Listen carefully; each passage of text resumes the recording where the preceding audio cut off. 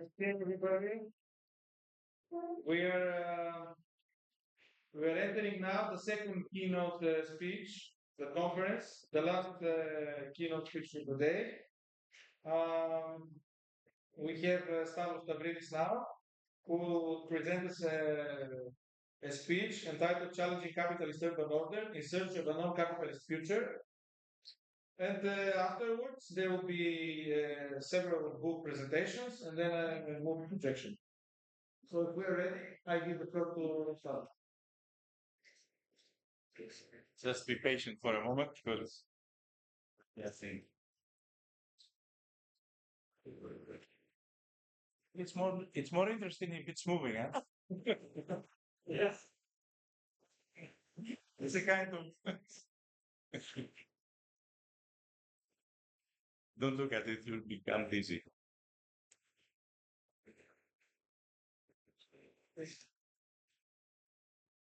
Can I stop? Okay. Thanks. So hello everybody. Thanks a lot for this opportunity to just share with you some ideas about the possibilities of going beyond existing capitalist order. And I will try to, okay, I will try to, no, I can do better, I hope. So I'll try to suggest some ideas about the possibility of going beyond the existing capitalist society. And the main, let's say, course through which I will try to develop these ideas is reclaiming the city and reclaiming the city as an area of sharing and an area of commoning. And also because there is a lot of discussion in terms of theory, and I'm part of this discussion, I think it's important to try to understand what exactly is happening in various parts of the world, and not only as case studies, but actually as areas in which indeed theory is being produced. Because I strongly believe that um, movements and initiatives that have to do with commoning the city indeed produce theory. They are not only areas of examination or just examples. Now it's not moving, it's just not there at all. Okay. Okay, let's see. And Out to me. super. Va prospetar de moments.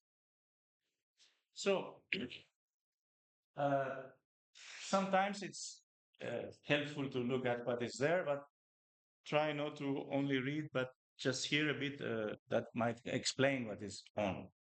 Uh, the idea is that we have to face a condition in which a very peculiar and interesting, but at the same time not helpful in initiatives that have to do with commoning project of urban ordering takes place in contemporary cities.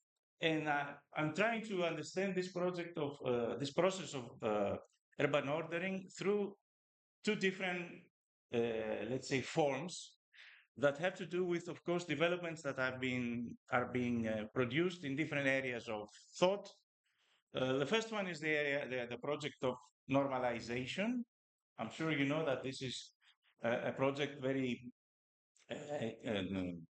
described in a very distinct and concrete way by Foucault, as he's trying to understand the problems of power as problems that have to do with ensuring normality, ensuring a process through which power can implement and sustain conditions of order, social order. So normalization, of course, according to Foucault, has to do with the three forms of power: sovereign power, disciplinary power, and security power. I'm not going to stay on that, but just to remind you that this is a very complex and complicated process through which what is normal is specifically described and also used in a way becomes the target of policies and power conditions. So normalization is a process that tries to ensure that social reproduction is based on normality And all that is beyond this normality is either excluded or taken care of, being left outside urban and social order. But I think there is also another process which is more near to the interest of our discussions that we might call domestication, which is also a process that has to do with the treatment of nature and a very basic distinction that is extremely active in our civilization, in Western capitalist civilization. If it is a civilization, it's a kind of, surely, which has to do with the treatment of the outside of order considered as wild. So part of the process of ordering has to do not only with the actions of normalization, but also actions of description of what is to be kept outside as wild, as threatening outside. Yeah, what can I do? Oh, I did. And of course, as Gassan Hage has once said, this process of domestication is at the root of racism, because it's just one step ahead to think of certain people, certain kinds of people, as almost animals or wild animals to be extinguished. Some images to remind you of this process. If we're talking about normalization, what more say specific could be this opposition, this coexistence between the two opposite poles of the normal city and favelas. This is Paraisopolis, and this is the well-known image, of course, that shows how near it's the normal and then not considered the outside, the informal. And of course, these are pictures in areas in which I witnessed this let's say police attack in one of the favelas in São Paulo some years ago, in which the normality is being implemented, of course, through violence, and then the favela was actually put into fire. And this is, of course, from the image, an image from the newspaper, and also another case that happened in Rio de Janeiro, where the police project of recapturing and reconquering, as you can, we are talking about reconquering part of the city in the period just before the Mundial in Rio. So you can even see that the police forces are, putting the flag as if the other part of the city was even beyond the real, let's say, country, the country which is the normality to be protected. On the other side, another example that can show us the power of domestication as a process is, of course, the apartheid architecture, the apartheid urban planning. The engineers of apartheid, as somebody has said, what they did is produce areas in which you can have the domesticated blacks in a kind of arrangement that is ensuring that they will continue to be under the control of the dominant form of governance. And you can see these buildings; they are even, I mean, they simulate almost what the white people thought of blacks are being prone to do when they are left to live, almost huts in a kind of modern way. And you can see also the limits between the informal and the formal city, or the informal, which is made formal through domestication, and the formal, which is actually the dominant white area. Unfortunately, this is my phone.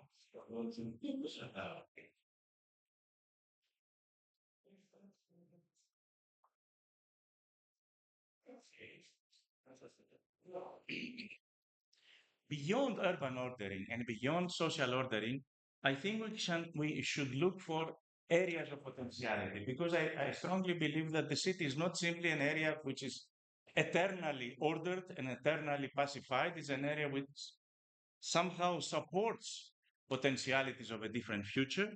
And on this, I base my suggestions on thoughts that have to do with the potential, not simply as something which exists to be actualized, but actually as something which is a force to be discovered through struggle, something that creates a dynamic situation and thus expands, if we take Escobar's suggestion, expands the area of the possible.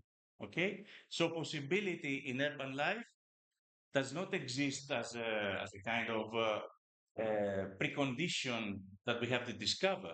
It's also there by being produced through the struggles and the initiatives that have to do with reclaiming the city as, if you want, a collective work of art, if we take Henri Lefebvre's suggestions.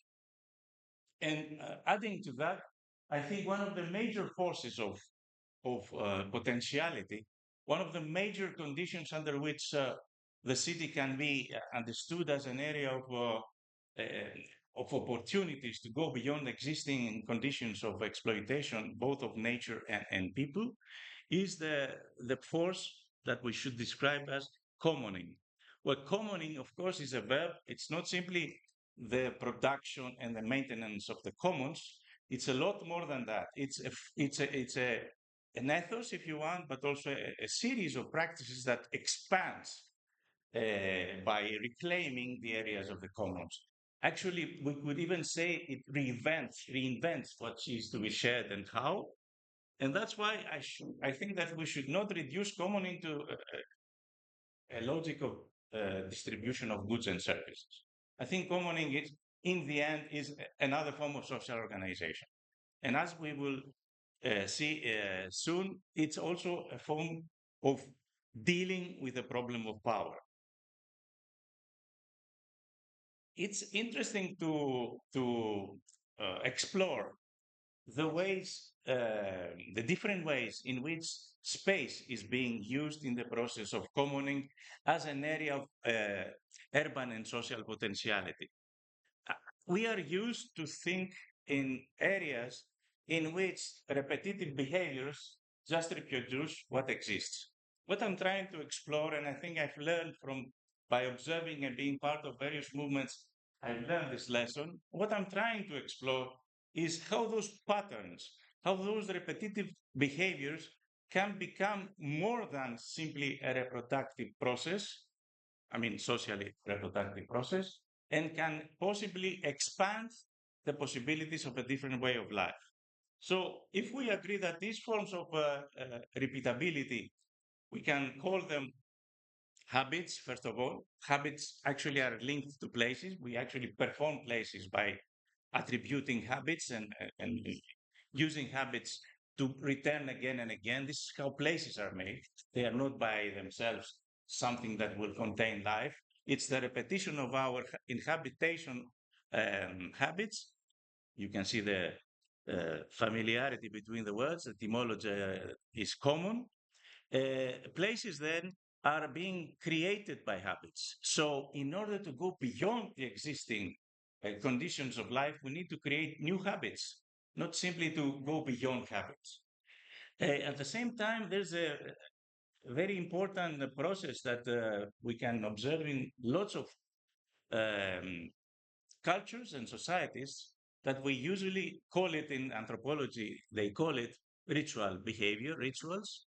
And rituals are not creating places, they are creating what they have described as the magic circle, an area in which things happen otherwise. And things happen otherwise in order to ensure the reproduction of what is outside the circle. But perhaps things can happen otherwise inside the magic circle as a form of preparation of a different way of life. And we will see some examples of that too. And last but not least, the ways that we learn in a certain social context how to deal with space as an area of trajectories that cross each other or show possible directions is to learn how to trace, how to understand and to find traces and to follow them. But perhaps we can invent traces. We can direct our gaze through traces in ways that are indeed going beyond existing learned behavior. So I think that if we're talking about emancipatory commoning, we should think of this kind of commoning that will lead in the direction of a deviant appropriation of this kind of repeated behaviors. And this deviant appropriation will have to go beyond existing communities. We're not talking about simply communities taking care of the members in a kind of egalitarian and inclusive way. I think emancipatory commoning would go more beyond this. We'll have to welcome newcomers as co-producers of the conditions of commoning, and also develop practices in which the sharing of power will limit the possibilities of any accumulation of power, therefore the possibilities of a kind of a repetition of centralized decision making. That is why I think that is how I think we can hope to transcend patriarchy and the plundering of nature. Thus, I suggest, and we will soon go to the examples, that we should think of this kind of emancipatory commoning as being based on three areas that, of course, can intersect as areas. They have common ground, they have interesting juxtapositions, but let us, for reasons of methodology, distinguish them between the area of the reinvention of community, not going back to the communities as we know them, the reinvention of cooperation, not going back to the cooperation as it is being captured by capitalist command, and last but not least, as a way of understanding power, which is based on again on the idea of commoning rather than on the idea of distribution and hierarchical structures. Examples. Napoli, an interesting area of experimentation. This is from a Lido Pola initiative that I was honored to be there several times and learn about their struggle. What they do is not simply creating a community of struggle. They are trying to expand this community and also guarantee the use of the seaside as a common good. That means not for them, not for their community. They are, as they call themselves, a community of reference. That there's a long story on how they have managed to, in a way, deal with in negotiations with the local government, which was eager to produce this kind of cooperation. But the community that they were building was actually a community by its starting point, an open community, inviting others to co-produce and to support this kind of liberated seaside. These are their meetings, and of course, for those who come from Athens, or perhaps for those who have also learned about City Plaza, another interesting case of a community that was not built as a closed community of commoners. It was built with an effort to combine, to give opportunities to refugees from various backgrounds, from various countries, from various religions, from various cultural, let's say, values and beliefs, to together create a support center. So it was a self-managed support center, a hotel, a former hotel that was used as a self-managed support center. You might be interested to look at the ways that new habits were developed in this hotel. It was not simply living together. For example, just a minor detail that impressed me. They decided not to have doors separating the rooms from the corridors, blankets in its place, in the place of the door. So this is a kind of porous form of regulating the connection between the private and the public, or the private and the common, if you want. So again, people are being inventive if they want to go in search for practices of sharing. And of course, it was the best hotel in Europe. It's beyond any discussion. Another case that I have witnessed, one of the recuperated factories in Buenos Aires, IMPA, a former aluminium factory, is not only an area of alternative work. It's not only a place in which workers manage to build a community of work in order to keep their jobs and live decently. It's also an area in which you have cultural events, but also a university of workers, Universidad de los Trabajadores, which means an effort to create, to go beyond the boundaries of any existing community, and also to develop new forms of dealing with cooperation, forming new kinds of knowledge and new kinds of sharing through knowledge. And you can see how many of those activities, they have their own Barricada TV and TV station, but also secondary school and so on. But let us also focus a bit on the idea of rituals being important in this process, because I think, as you can read it here, I think that dissident rituals, rituals that are being formed by communities of struggle or initiatives of struggle, usually somehow exert pressure on the boundaries of the existing urban and social life. And through them, indeed, commoners can reinvent themselves. Again, some examples, the recent ones in Colombia, in Popayan. This is a settlement of displaced people. They have organized themselves through a movement that's called Those Without Space, Those Without House, collective cooking, all this that we probably can understand immediately by the images. But one more important issue is the fact that in Mingas is the collective, it's assemblies in which they decide what to do next. This is obviously an informal settlement trying to establish their presence in the city. When they have their Mingas, what they discuss is not only uh, options about how to proceed in their struggle, but also how to connect with the earth, which is part of their tradition. They are Misak people, and they believe this on revitalizing this connection with the earth. So during the Minga, there was a very complicated process through which forms of communication with earth were were added to the process of deliberation, not simply being there as a kind of decoration.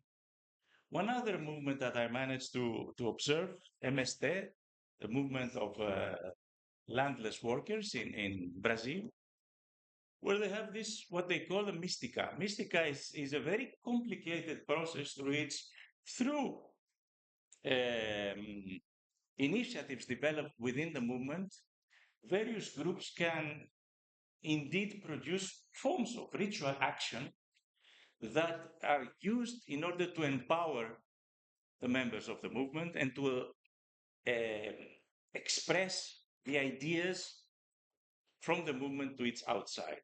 So you can see, for example, again, the spiral, which is a very important symbolic form of connecting to the earth. We have it in Zapatistas, we have it in MST, we had it in the Misak people in Colombia. But the spiral, as you know, is a very important depiction of a set of values.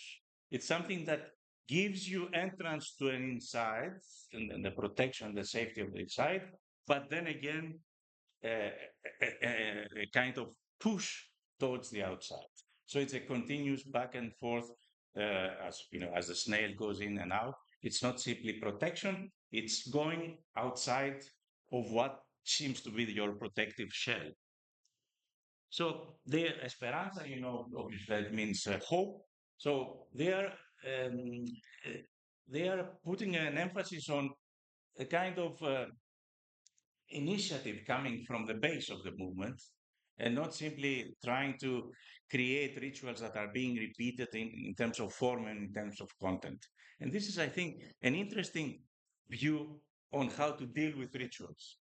We know that rituals, for example, in religious contexts or in nationalist contexts, usually are repeated as they are, and they are meant to remind to people that they belong to something that they should keep on believing, and so on and so forth.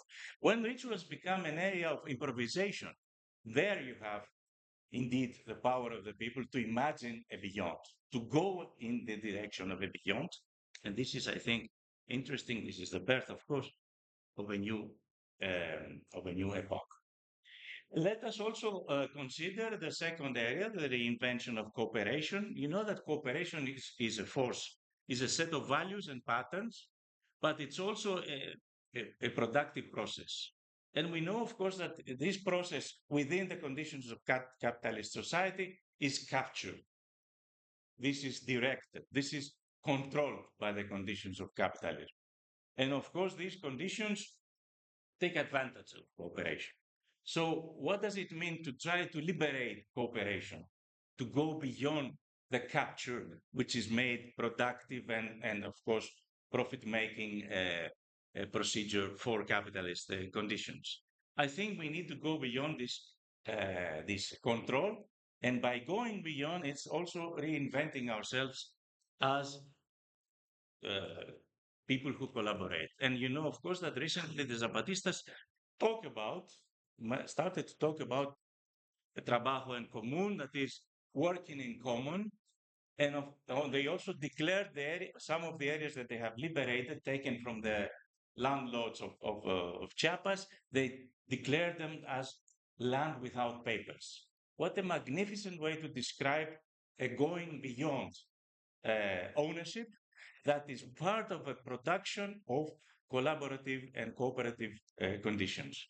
So for them, it's not simply land, it's a process through which we create ourselves as people who work together. Another interesting example comes from Venezuela. It's a association of associations, quite autonomous regarding the conditions of the central government today. But on the other hand, it's part of a process through which they construct a world collectively. This is their motto. Construyendo un mundo en colectivo. And also a process in which they have a remarkable rotation of duties, a remarkable condition of deliberation, assemblies. If you can imagine that, because I saw it, I wouldn't dream of experiencing such a condition. I saw an open assembly in which nobody interrupted nobody, no moderator, and the decision-making process was a process which was based on everybody becoming more or less convinced that we should give an opportunity to the major, let's say, idea to advance and then go back to it and check about the results. So this is a process in which collaboration becomes a form of social organization and not simply, and this is one of the markets that they support. They are an association of associations, includes open air markets, but also producers in the outskirts of the city. Barquisimeto is the city in which we have this cooperation. And believe it or not, they managed to create through crowdfunding a hospital, which they self-manage. And the conditions of this hospital is to go beyond the hierarchical conditions that are, in our mind, related to the conditions of health provision. So this is a hospital that was inaugurated by themselves. Also, the autonomous neighborhoods, some of them might have learned about them in other presentations that I was part of. So the autonomous neighborhoods in Mexico City are neighborhoods which are based on an initial process of working together in order to establish the conditions of this neighborhood, but also recently working together to help those who were suffering from the conditions of the pandemic. And of course, these were the most vulnerable. And for them, it was this neighborhood that was organizing the production of food and the production of masks to support them. Two more examples. Be patient, please. I think they are one of a series of interesting experiences that you might want to look at. First is an example that I witnessed in Colombia, in Popayán and Cali, in the area of Cauca, you know, more or less the place, in which Misak people coming from the Misak indigenous population, have decided to go against the dominant model of extractivism, and we're talking about agricultural extractivism, and go against the huge plantations of sugarcane which are dominating the area. It's one of the most fertile lands in the whole Latin America. It is dominated by huge agribusiness, especially sugar canes and, of course, coca. But especially sugar canes are the productive force of this area, which is, of course, keeping the local people on the level of just above slavery.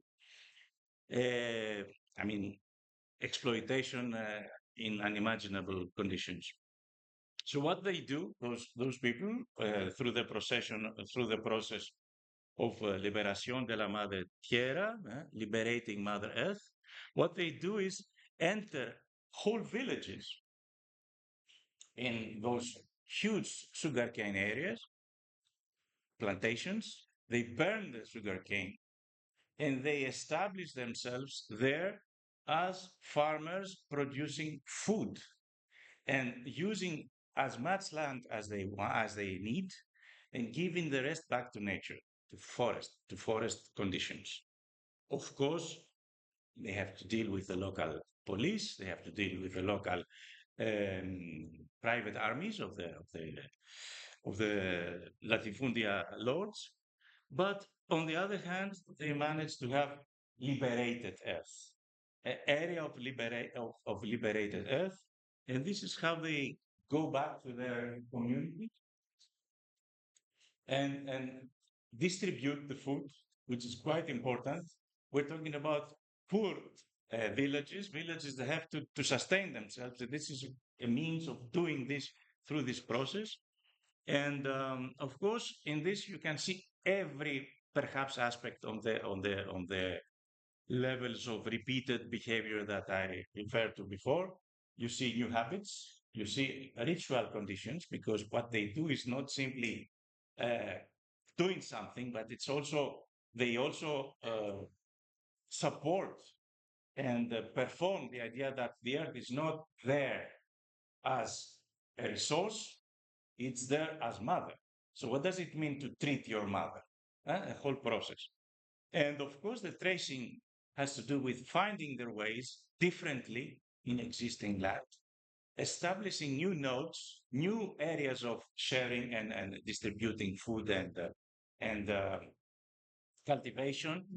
But even more than that, when there was this huge strike a few years ago that had to do with a kind of uh, outburst, if you want, of protest against injustice in Colombia.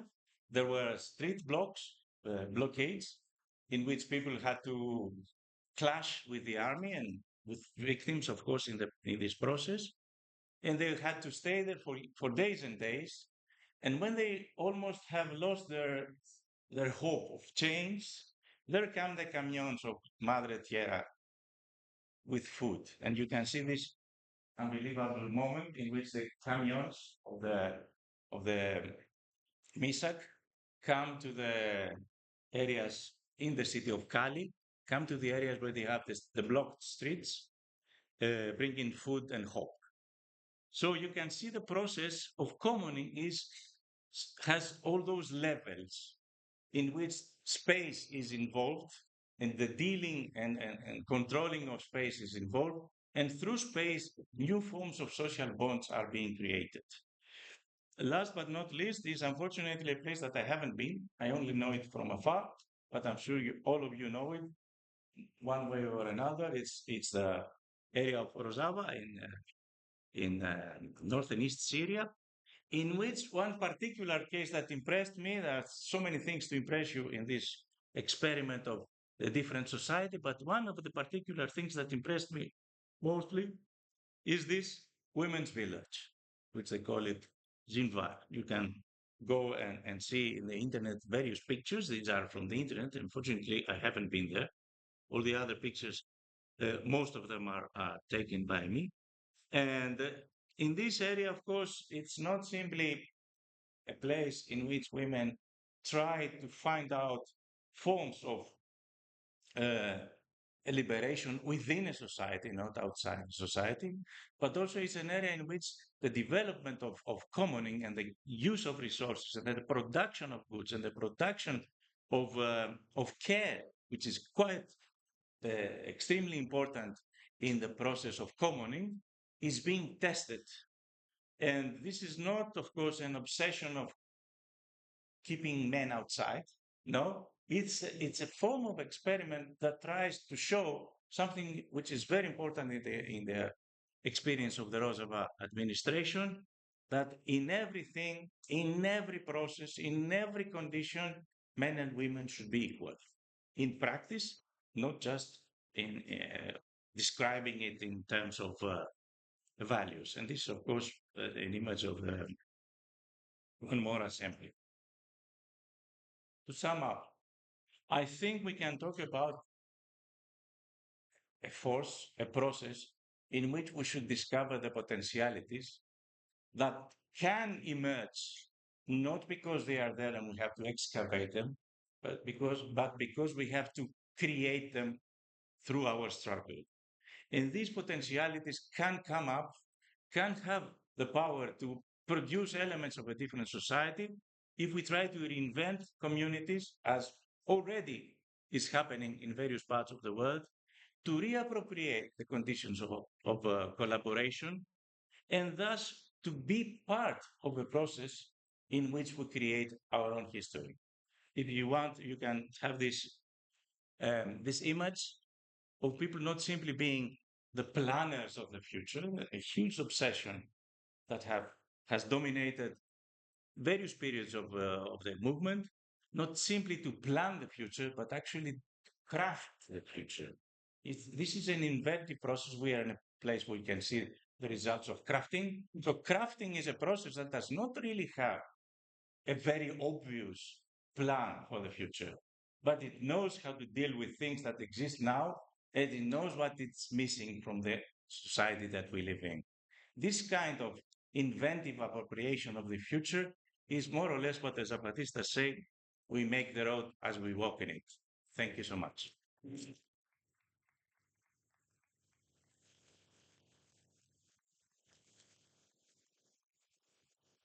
So because the panel started almost half an hour later, we have time by 7:20 something 30 for discussion. So with raising of hands and alla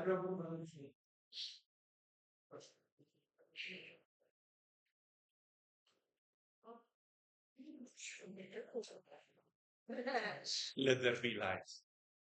Not so that.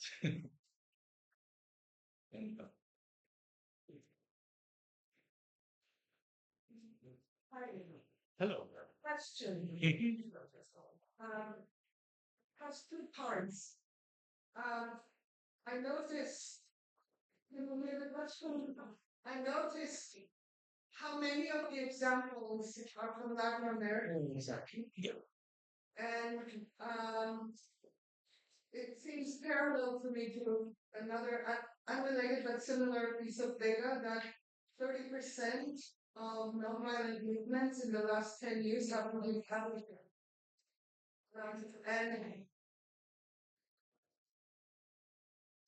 the question that I'm wondering about is whether you see any relationship between how relatively short the period of patriarchal colonization of capitalism has been, only 500 and something years, relative to several thousand years, whether there's more at stake in the collective consciousness that people can build on, and related to that, that the commoning that they're doing is much more with material resources.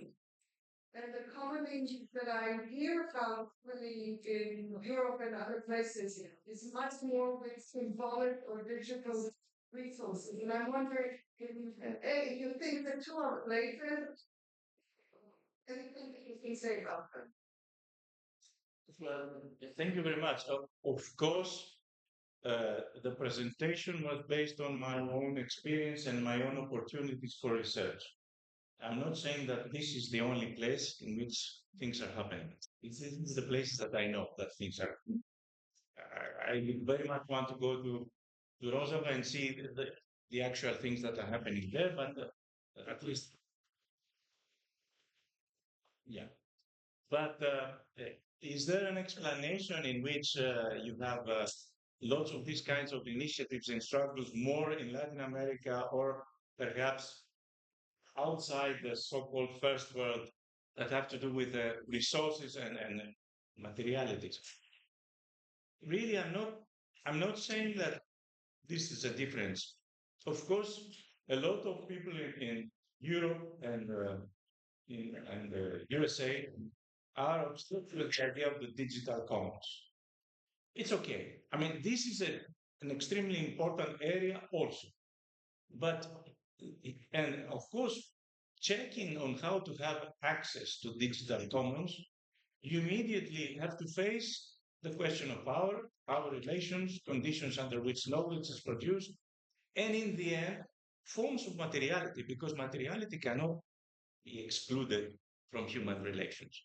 We can learn from the experiences in Latin America that there are areas in which these experiments in common and in sharing things can be directly mediated by actual experiences of inhabiting space. And I think this is also another area. It's not the virtual space of the digital commons, it's the actual space that we live in. And I think it's important to understand that the world that we live in is mainly this. The world of the digital and the virtual should be considered as supplementary and directly controlled by the experiences that we have in the real world. Otherwise, we're talking about a different kind of, let's say, avoiding of the real problem of organization of society. We're working on in this. If this loses its base on the material conditions of people, then it probably moves in the direction of fantasizing relations that cannot be checked otherwise. So I strongly believe that these are things that I showed you were lessons for me. They were not simply case studies in which I tried to apply my theory. Trust me or not, I developed my theories from these experiences.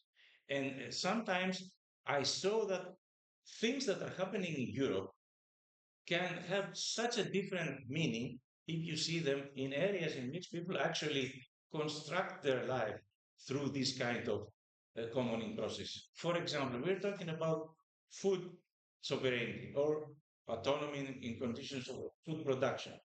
It's extremely different to have an urban garden in Copenhagen or in Athens, and the same urban garden, not more than that, in what the Palestinians call economy of resistance, or the Colombians call liberamos la madre tierra. The same can be a piece of land, cultivating lettuce and tomatoes, but it has such a different value and importance. So let us not abandon the things that are being done here. I'm not saying that, but let us see them in light of these other experiences and see what we can make of. That would be fine.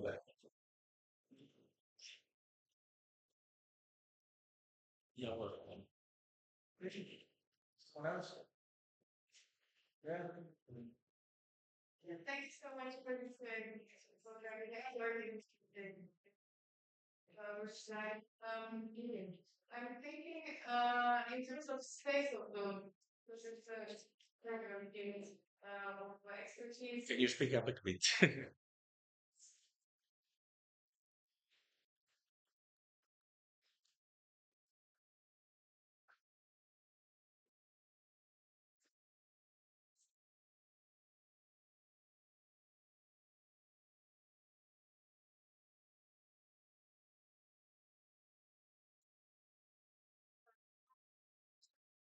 Going beyond the space, will there be interconnections between different bubbles or in terms of spreading somehow and pretty much operating political conditions make your body even more difficult.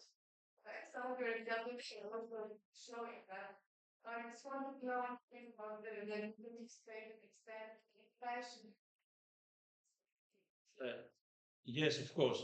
I would have developed more of this idea if I had time, but it's part of what I'm trying to do to establish um, a conception of commoning which is based on expanding processes.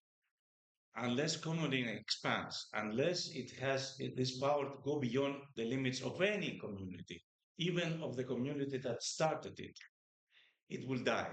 It will eventually die. And I think this process creates not boundaries, but establishes pores in existing boundaries. It creates a kind of porosity that makes it possible for newcomers to enter, to be accepted, and also for everything that's being produced, starting from a certain community of reference, for example, in Napoli, how it can spill over, go beyond the existing community to influence and create the potentialities in the rest of the city. And you know what? One of the experiences that I think has almost totally convinced me that commoning can only live by expanding was in Syntagma Square occupation when we realized that what the police was doing or the media were doing is to try to present it as something that is totally localized and create also a sanitary perimeter around us. So it's those guys in Syntagma. No, it wasn't those guys. It was so many different kinds of people, and everything was always radiating outside Syntagma Square. So it was not the usual barricaded enclave of otherness. It was a potential source of diversity that will see this kind of example. And it had to, of course, to face attacks that were trying to limit it. So then I realized that this idea that commoning can only survive through expanding is important. This is not to say, because it's always a question that they have to face, but what about protecting, defending? Don't we have to barricade ourselves to defend it?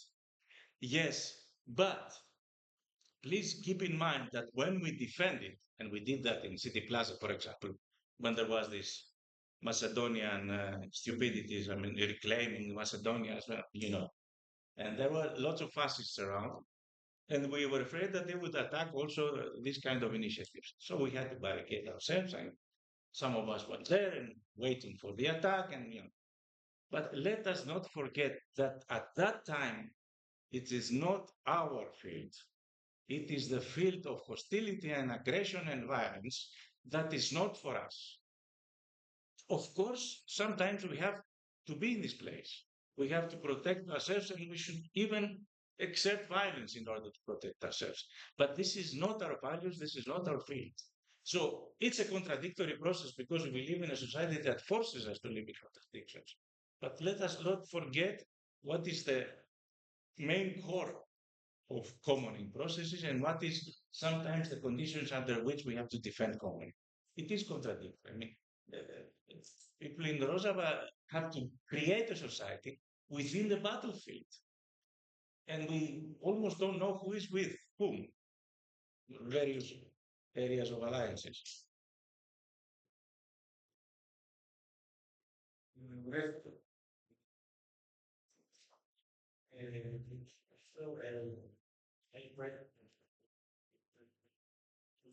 So, actually, when we return to the south about how we live as a couples in global north and global south. And I wonder, I had a, give you an example. I had attended about 2 days ago a conference about the local governments, about the process of the participative processes in some cities, about Agenda 21. And there were four of them. One was in Berlin, the one was in Toulouse, the other one in Marrakech, Dakar. And what they saw that in Berlin we had a civil society, the actors, they were not a lot of participation, but they were like my pure actors. In Toulouse, there was just a fake process. And then we had Senegal and Marrakech, we didn't have this tradition of democracy or I mean a process, a liberal process, but we had a mass participation of the people. So the question is it the fact that they are more best practices of common in real life, not digital, in global south has to do with the way that everybody lives in everyday life, the human relations, first of all, the less corruption of the heteronorm of consumers globalized economy. That's yeah. Well, you obviously understand that this is a huge theoretical problem too. But to put it in simple terms, I was once in Sweden, in Stockholm, talking about the things that we are discussing also today. And this was the days of the period of the crisis in Greece that we had so many initiatives, emerging, and most of them were initiatives of self-management and collaboration against the existing institutions and so on and so forth. And somebody said, "Come on, what is happening, and why don't we have these things in Sweden?" And almost without thinking it, I said, "Because you trust the state a lot." And I think, unfortunately, this was prophetic because when the state has abandoned them, because they lost the welfare state that we had, they almost lost everything, and they now turning to the right wing as the only the source of anti-systemic, let's say, struggle, which is a huge lesson to be learned from this story. So I think the major problem of the difference, or the major perhaps difference between initiatives that emerge in in the south and the north, is that in the south you had already forms of organization of society that were not coming from above. They were not established through conditions of dominant institutions, or to use an idea from Paranak Miraftab, she made this beautiful distinction between invited participation and invented participation. So invited participation is usually an alibi for the dominant authorities to somehow do what they had in mind anyhow, by giving the people the illusion that they are participating. Whereas invented participating is the way of participation which comes from below. It puts its terms in a way, it creates its conditions. And yes, sometimes I use the word, it also blackmails the state. It makes the state sometimes allow certain things out of necessity, in order to keep its dominant role in society, or in order to try to keep its dominant role in society. In Buenos Aires, for example, I experienced a huge organization of mutual care and support called La Dignidad. It's not by chance, of course. And one of their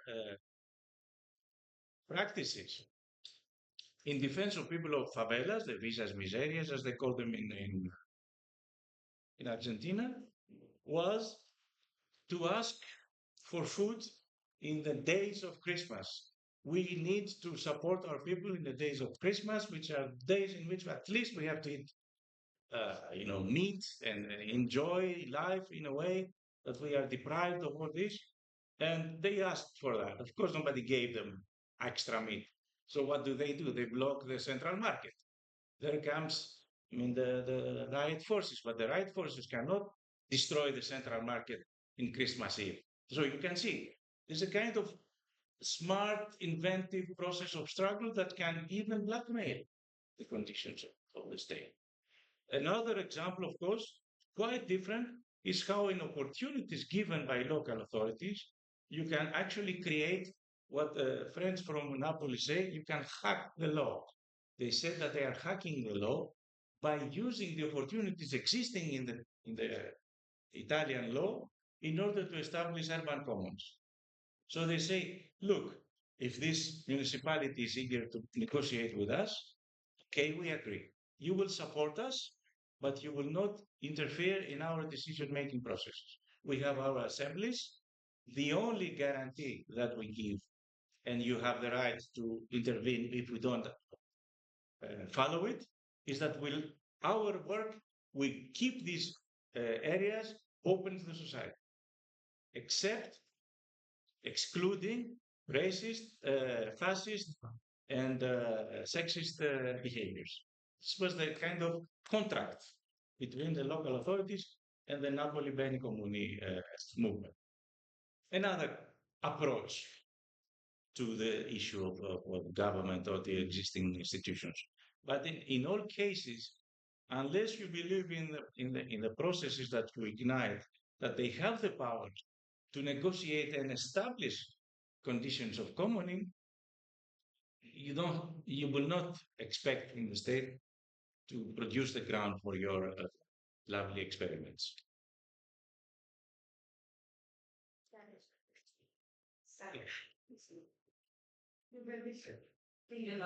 What about what about if because you talk about communities and let's say not only commonly as the practice, but what about the common space? Is this always you think that there is one community that obviously expands and has newcomers, or could it be one community steps out and a new community comes in? And I'm saying that because we have an example about that. And I just wanted to ask you about this, if you have thought about it, or if you have seen this. If this is a question of what would possibly become the igniting element, the igniting act, and who's going to take it, there is a huge bunch of diverse cases. What I'm trying to say is that no matter how these commoning practices start, they should not limit themselves on an established community. Whether it is pre-existing or it is being formed through common, it needs to be open. It needs to produce itself as openness. And I think this is also true in terms of the subjects who participate in this process, because it's not the subjects as they were simply making decisions in order to share things. By the process through which they share, they shape themselves also. So it's a process of production of subjectivities, not a process of simply choosing this way of practicing or the other. So, of course, we have cases in which those communities were not pre-existing at all. In the case of Napoli, they were pre-existing, but they totally transformed themselves. And you also had splits inside, because some decided that this was not a road to follow, to abandon the idea of squatting and forming a negotiation with the local authority, which was, of course, a very peculiar, enlightened local authority. But so in the case of Napoli, we had the pre-existing community.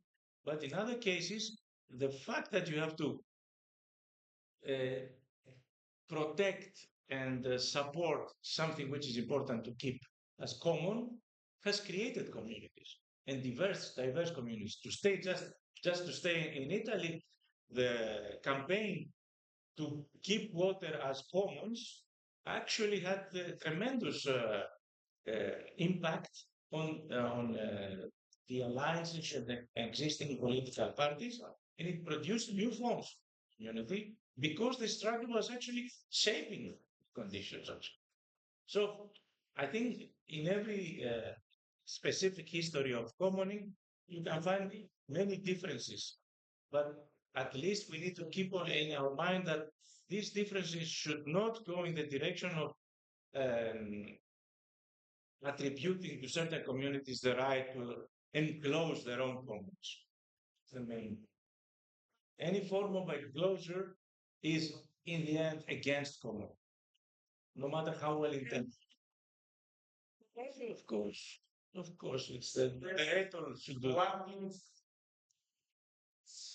there is time is very tight on us. So I'll allow one last question. And before you raise your hand, it was Georgos. If Georgos would like to let you make his. Just a comment to the lady, if But very briefly, please. Go I was following a summit for education and innovation on this subject, and I watched schools that were destroyed, being invited to other schools in order to build collaboration. The one teacher to the other teach each other, and they learn new principles to the babies, to the kids from each classroom, and they were being invited and staying in their school, Larissa, in Larissa. That's interesting. That's very interesting. Destroyed schools were invited in other schools, and each teacher was helping each other in Larissa. Okay. Closed down, you mean not destroyed, closed down schools. Destroyed By the rain. the bad I see, yes. weathers. Make your Primeres. question, but keep it short as.